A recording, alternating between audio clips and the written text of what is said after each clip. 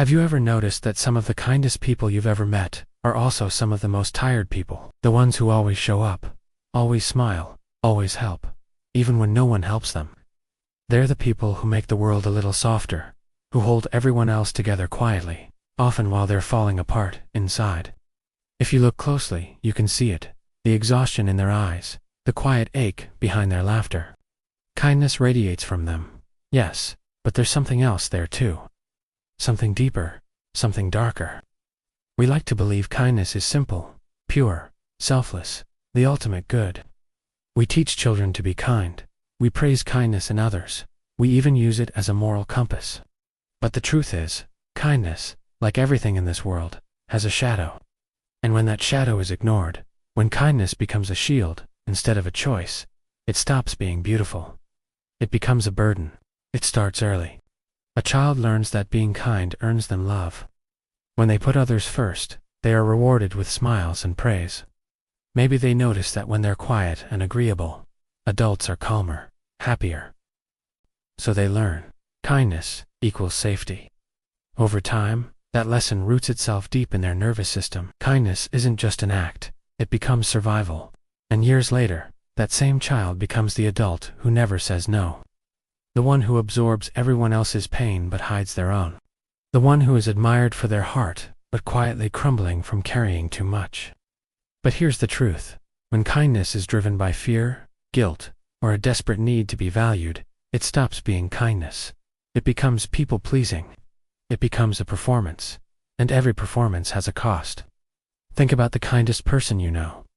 The one who's always there. They'll listen to your problems for hours. Show up when you call. Give when they have nothing left. You admire them. Maybe you even envy them. But if you've ever been that person, you know the secret. Behind every "it's okay" is a suppressed sigh. Behind every "don't worry about me" is quiet exhaustion. Behind every act of selflessness is a whisper that says, "What about me?" But that voice rarely gets heard, because society doesn't celebrate boundaries, it celebrates sacrifice. We call it being good, being caring, being selfless. But selflessness, when taken too far, becomes self-erasing. It's like watering every flower in the garden, except your own roots, until the gardener collapses. And the garden withers with them. Psychologists call this compassion fatigue. It's what happens when empathy runs dry, when someone gives and gives until they have nothing left. It's common among healthcare workers, therapists, teachers, parents, but it's not limited to them. Everyday people, those who pride themselves on being kind, are often the most at risk. Studies show that people who consistently prioritize others over themselves experience higher anxiety, depression, and burnout. In other words, kindness without limits leads to emotional exhaustion. It's not kindness anymore. It's slow self-destruction, and it gets darker still. Sometimes kindness becomes a weapon, not intentionally, but quietly. When you're known as the kind one, people start to expect it. They assume you'll always adjust, always give, always forgive. Without realizing it, your kindness teaches others that your needs are negotiable. And over time, people stop even asking what you want. You become invisible. The more you give, the less they see you. That invisibility can feel like peace for a while, like you've avoided conflict, but it's not peace. It's loneliness, dressed up as virtue. Because deep down, being unseen hurts. It chips away at your sense of self, until you begin to wonder if you even exist outside of your usefulness to others. This is the dark side of kindness. Not the presence of cruelty, but the absence of self. Not malice, but neglect. And yet genuine kindness is still one of the most powerful forces in the world. The solution isn't to stop being kind.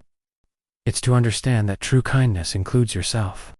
Neuroscience helps explain why this is so hard. Our brains are wired with something called the mirror neuron system. It's what makes us feel others' pain.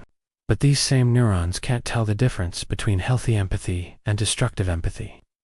If you constantly feel others suffering without boundaries, your brain floods your body with stress hormones. Over time, this leads to emotional exhaustion, chronic fatigue, even illness. Your brain isn't built for endless giving, it's built for balanced connection. So how do you create that balance? How do you be kind without losing yourself? It starts with something that feels uncomfortable. Putting on your own oxygen mask first. You've heard the airplane rule in an emergency: secure your mask before helping others. It feels selfish until you realize the logic. If you pass out, you can't save anyone. The same goes for emotional life. You can't pour from an empty cup. That's where boundaries come in. For many kind people, boundaries feel cruel. But they're not. Boundaries are honesty. A boundary says, this is what I can give, and this is what I can't. It's not rejection, it's respect. For both yourself and others. Research shows that people who set healthy boundaries experience deeper, more authentic relationships. Because when they say yes, it means something. Their kindness is real, not forced. And that authenticity is magnetic. It draws genuine connection instead of dependency. But the hardest part of boundaries isn't saying no to others. It's saying yes to yourself. It's allowing yourself to rest without guilt. To say, I matter to. To believe that love doesn't have to be earned through self-sacrifice. There's a psychological term for when kindness turns harmful: pathological altruism.